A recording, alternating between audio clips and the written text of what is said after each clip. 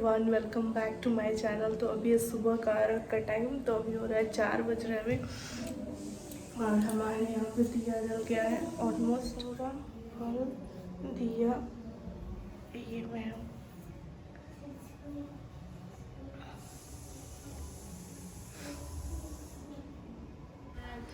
Hello everyone. तो हम सुबह के अर्घ के लिए छत पे आ चुके थे। 4 बजे हम लोग छत पे अपने सारा सेट करके बैठ गए थे, मतलब जितना दौरा वौरा सब ले जाके।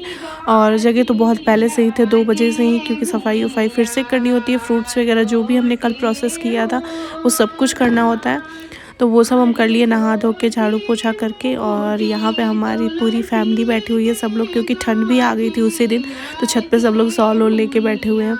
और छठ एक ना मोस्टली ये कि आपको तपस्या करना है। आप हम लोग को पानी में नहीं खड़ा होता है, बहुत लोग पानी में खड़े होते हैं। तो ये तपस्या का है व्रत, जिसमें आप सूर्य देवता के लिए इंतज़ार करते हो उगने का और अस्त होने का। तो यहाँ पे हम लोग का 4 से लेके 6:30 बजे तक सूर्य भगवान वो निकले थे। सूर्य देवता हम लोग इतना देर तक इंतज़ार कर रहे थे, मतलब गीत उत हो रहा था, पटाखे उठाके जला रहे थे। और फिर हम लोग ऐसे ही बैठ के और मतलब ध्यान रखे थे सूर्य देव का। तो ये बस तपस्या आपको करना है 2-3 घंटे की, सूर्य देव निकलो निकलो, तब वही चल रहा है। और यहाँ पे सब लोग गीत गा रहे थे। तो मुझे उम्मीद था कि बच्चे नहीं जगेंगे, क्योंकि 4 बजे 3 बजे बच्चे मतलब उनकी पीक नींद होती है। बट ये तो मतलब दोनों के दोनों जग के पूरा रेडी थे, सेट थे, मैंने जाना है इनको छत पे, कुछ तो एक्साइटमेंट हो रहा है, तो उनको ये पता था। तो वो लोग भी उठ गए थे, और उनको थोड़ा सा मैनेज करना मुश्किल होता है, क्योंकि शीत बहुत ओस गिर रही थी, और दोनों के दोनों बहुत शैतानी करते ही हैं। तो 1-2 जन उन लोगों को फ़ोन में बिज़ी रखा था कि भाई तू लोग शांत रहे, वरना इधर से उधर भागम भागी करने लगते वो लोग।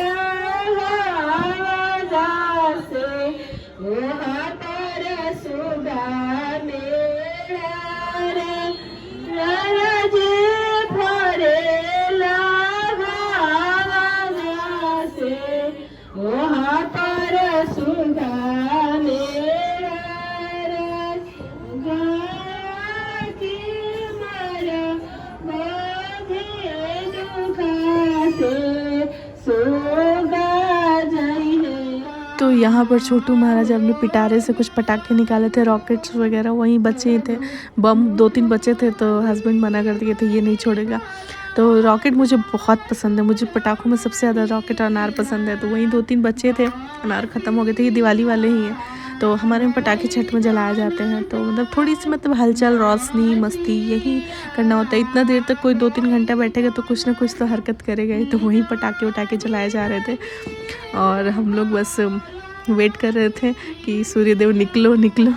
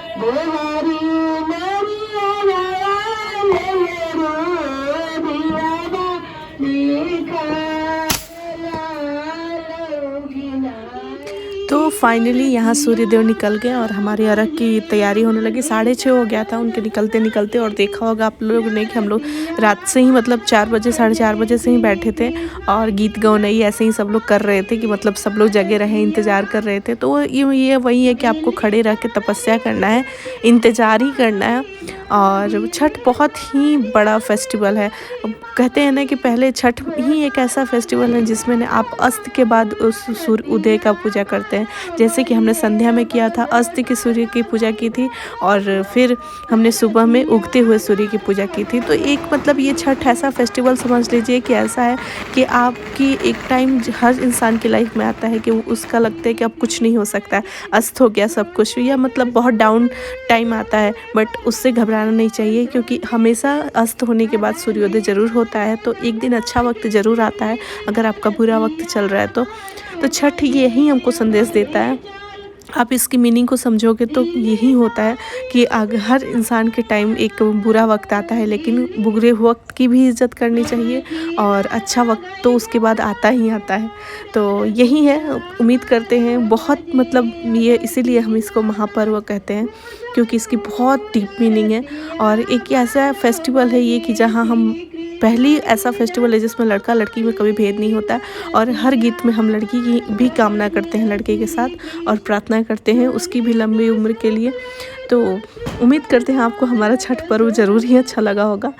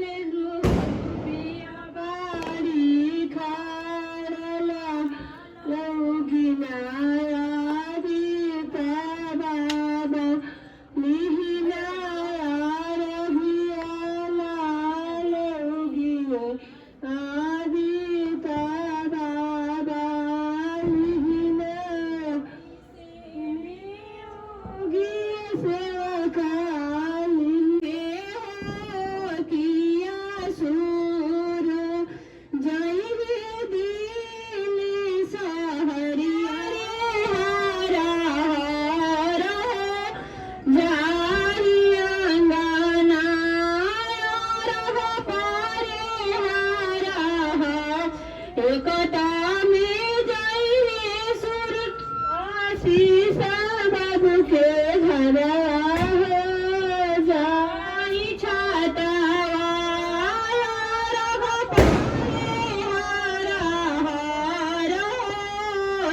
एकता में जाइए सूरज रागिया बाबू के अंगना हो जाई अंगना हर पारे हर एकता में जाइए सूरज रियांसा बाबू के अंगना दिव्यांसा बाबू के अंगना जाई अंगना हर पारे हर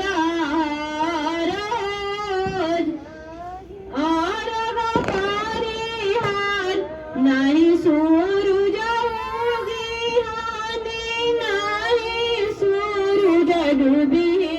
तो यहाँ पे हमारा अर्घ हो गया है। जो भी बड़े बुजुर्ग आपके घर में रहते हैं या फिर छोटे बड़े सब अर्घ देते हैं। तो यहाँ पे अर्घ होने के बाद हम हवन कर रहे हैं। जैसे कि कोई भी पूजा में संपन्न होने के लिए आपको हवन होता है, वैसे ही छठ में भी सारा पूजा होने के बाद हवन कर देते हैं। तो यहाँ पे हमारा पूजा डन हो गया है। आरती बोलो लेना गोसाइया राम जीवा देवा के बाजो न बाजो तैया आर ससिया देवा के बाजो न बाजो तया में आरती बोलो लेना गोसाइया।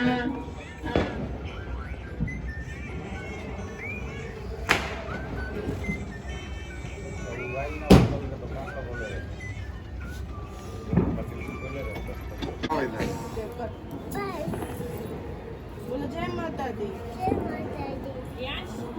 अरे वहीं से कुछ निकाल लो।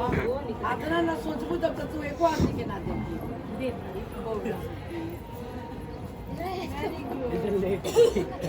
हाँ बिना गड़िया बुआ के गोड़ लगी नहीं नहीं चिको नहीं कर देता नहीं कर निकला निकलना तो गोड़ लगा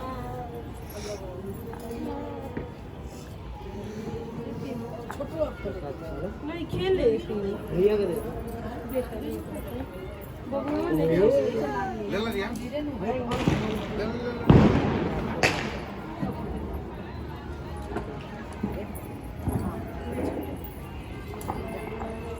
तो यहाँ पे हमारा पूजा वूजा डन हो गया। अब सबके लगी है भूख, चाय की ज़्यादा भूख लगी रहती है। हम लोग का तो फास्ट ही था, तो माँ पूरा किचन में सब पकौड़े, माँ बुआ दोनों लोग मिलके पकौड़े वकौड़े सब चाय वे सबके लिए बना रही थी।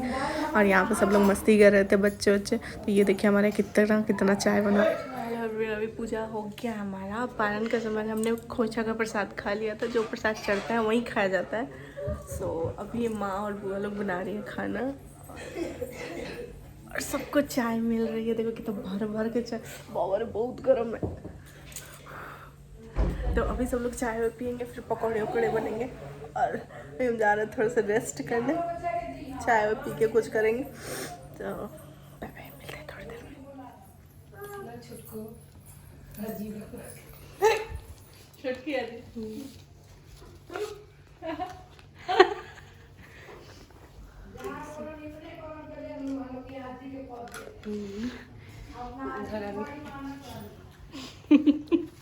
खा ला पहले पकौड़ी